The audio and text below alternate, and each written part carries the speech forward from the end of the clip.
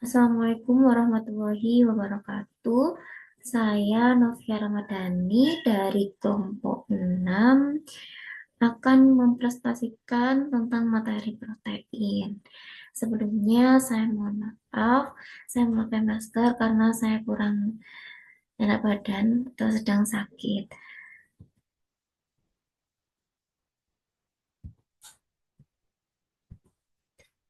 NIM saya 24125243. Ini merupakan gambar atau contoh-contoh dari protein. Nah, protein itu merupakan makromolekul penting dengan banyak tingkat struktur dan banyak fungsi kebutuhan tubuh untuk makanan dan energi. Nah, protein itu merupakan sumber asam amino yang mengandung unsur karbon, hidrogen, oksigen, dan nitrogen. Struktur dan fungsi protein ditentukan oleh kombinasi, jumlah, dan urutan asam amino. Nah, asam amino itu merupakan penyusun protein dan dapat dibedakan menjadi tiga. Yang pertama, peptida. Peptida ini berkisar antara 2 sampai 10 asam amino. Sedangkan polipeptida 10 sampai 100 asam amino dan kalau lebih dari 100 asam amino itu merupakan eh, protein fungsional atau protein yang sudah digunakan yang berfungsi. Nah, asam amino merupakan monomer penyusun protein. Semua protein itu tersusun dari 20 asam amino yang sama.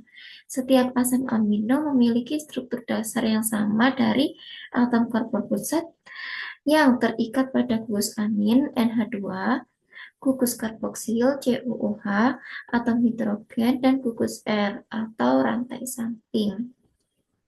Nama asam amino dan berasal dari keberadaan gugus amino dan gugus karboksil yang bersifat asam. Ini merupakan gugus amin yaitu NH2 dan ini merupakan gugus karboksilat yang nantinya di sini akan bertemu dengan gugus amin lagi membentuk ikatan peptida. Yang ini gugus hidrogen dan ini rantai samping yang membedakan. Nah, rantai samping merupakan bagian dari asam amino yang membedakan satu asam amino dengan asam amino yang lainnya. Menentukan sifat kimia seperti polaritas, muatan, kelarutan, dan kemampuan membentuk ikatan. Rantai samping ini berperan penting dalam kestabilan struktur, seperti gugus tiol pada sistein yang dapat membentuk ikatan di sulfida. Ini bisa merupakan contoh rantai samping nonpolar, polar, aromatik, negatif, positif. Nah, berdasarkan rantai sampingnya, asam amino menjadi polar, nonpolar, bermuatan negatif, dan bermuatan positif.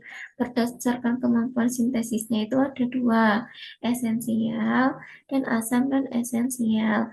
Di mana asam esensial ini berasal dari hewan dan tumbuhan.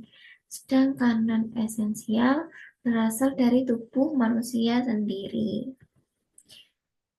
Protein dibagi menjadi tiga kelompok. Yang pertama itu fibrosa, merupakan protein serat atau struktural bertugas membentuk kulit, otot, pembuluh darah, dan rambut. Contohnya itu ada kolagen, elastin, dan keratin. Yang kedua, protein globular yang merupakan protein larut, termasuk albumin pada telur, serum, globulin dalam serum, dan hemoglobin yang bertanggung jawab atas pengangkutan oksigen dalam darah. Yang ketiga ada protein konjugasi, yaitu protein yang berhubungan dengan suatu bagian protein, misalnya dengan karbohidrat, itu mukoprotein dan glikoprotein, Dengan lipida itu lipoprotein, di mana lipo itu lipid, protein sendiri yaitu protein. Nah, ini merupakan fungsi dari protein, itu sebagai katalik, jenisnya enzim, contohnya katalase peptid, sebagai struktur, motil, penyimpanan, pengangkutan, pengatur metabolisme sel, perlindungan atau antibodi, seperti imunoglobulin. Kemudian protein ini digunakan untuk tanggap toksik, eh, bisa dari bakteri, toksik dari hewan seperti ulat. Ini merupakan struktur dari protein yang akan saya jelaskan satu persatu. Yang pertama, sebelum saya menjelaskan struktur proteinnya, ini saya akan menjelaskan terbentuknya ikatan peptida, di mana ikatan peptida itu terbentuk dari gugus karboksil dari satu asam amino bertemu dengan gugus amin pada asam amino yang lain, akan membentuk atau melepaskan gugus OH pada gugus karboksil, dan gugus amin melepaskan hidrogen sehingga melepaskan molekul air dan terbentuknya ikatan peptida. Ini merupakan struktur protein yang pertama itu primer. Struktur primer menunjukkan jumlah, jenis, dan urutan asam amino dalam protein, metionin, glisin, dan lisin. Kemudian merupakan urutan asam amino yang disusun oleh ikatan peptida. Kemudian ini merupakan struktur protein sekunder, terbagi menjadi dua, alpha helix dan petasid. Mana alpha helix ini berbentuk spiral dan petasid ini berbentuk lembaran. Alpha helix dan beta sheet dipertahankan bentuknya oleh ikatan hidrogen. Nah, ikatan hidrogen ini terbentuk antara atom oksigen dalam gugus karbonil pada satu asam amino dan asam amino yang lain, terletak 4 asam amino lebih jauh dalam rantai tersebut. Ini warna hitam merupakan atom karbon, yang warna putih merupakan hidrogen, yang biru merupakan nitrogen, dan yang merah merupakan oksigen. Ini merupakan ikatan hidrogennya. Ini merupakan struktur tersier pada protein, yaitu campuran dari struktur sekunder yang menyusun satu rantai polipeptida. Jadi, di sini adanya ikatan peptida dan ikatan hidrogen yang menyusun satu rantai polipeptida. Nah, menunjukkan pembentukan lipatan folding polipeptide yang disebabkan oleh adanya interaksi pada gugus R. Jenis interaksi ikatan hidrogen, ikatan elektrostatik, kemudian interaksi hidrofobik antar rantai rantai samping nonpolar, interaksi dipol-dipol, dan pembentukan ikatan disulfida atau ikatan kovalen. Jadi membentuk folding atau melipat. Yang terakhir, kuartener. Ini ikatan menunjukkan gabungan uh, satu atau lebih rantai polipeptida atau subunit penyusun protein, membentuk protein yang fungsional. Kemudian contoh proteinnya memiliki beberapa rantai polipeptida adalah hemoglobin, kolagen. Kemudian identifikasi uji pada protein. Yang pertama yaitu uji ninhidrin. Tujuannya itu mengetahui keberadaan asam amino bebas dalam suatu sampel.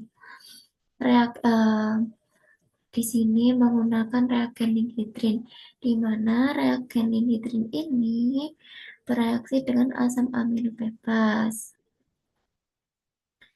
Nah, gugus dari asam amino ini terjadi oksidatif deaminasi, membentuk intermediat amin dan menghasilkan aldehid dan karbon dioksida. Dan kemudian intermediat amin tersebut bereaksi lagi dengan ninhidrin, membentuk Ruhemann-Sparple atau adanya warna ungu. Jika terjadi warna ungu, sampel mengandung amonia atau amina, amina primer atau sekunder, atau mengandung asam amino. Kalau jika muncul warna biru tua atau ungu itu positif adanya asam amino.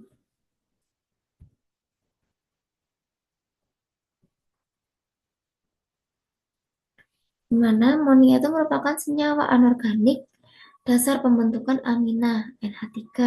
Amina sendiri turunan organik dari amonia metil amina. Nah, asam amino penyusun protein.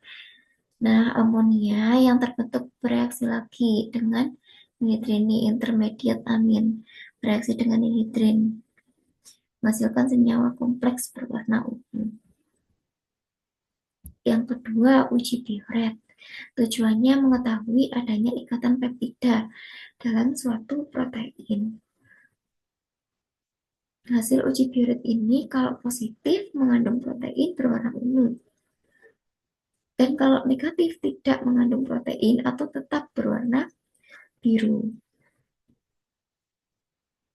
Ini merupakan reaksinya di mana NaOH membuat suasana basah. Lalu CuSO4 melepaskan ion Cu2+ yang berikatan dengan ikatan peptida CuNH pada protein. Ikatan Cu2+ dengan dua atau lebih gugus peptida membentuk kompleks berwarna ungu yang menandakan sampel mengandung protein atau ikatan peptide. Ini merupakan uji santuk protein atau uji santuk protein. Tujuannya itu untuk mendeteksi asam amino aromatik terutama tirosin, fenilalamin, dan triptofan. Jika positif itu berwarna kuning hingga orange mengandung asam amino aromatik, triptofan, tirosin, dan fenilalamin. Kalau negatif tidak ada perubahan warna. Ini merupakan reaksinya, ini merupakan tirosin, di mana tirosin ini merupakan cincin benzena dengan gugus fenol. Ini benzena dengan gugus fenol. Direaksikan dengan asam nitrat pekat, HNO3. Kemudian cincin benzena mengalami nitrasi, penambahan gugus nitro pada cincin aromatik, sehingga menghasilkan senyawa tirosin yang memiliki warna kuning tua atau orange. Ini bergabung menghasilkan gugus nitro.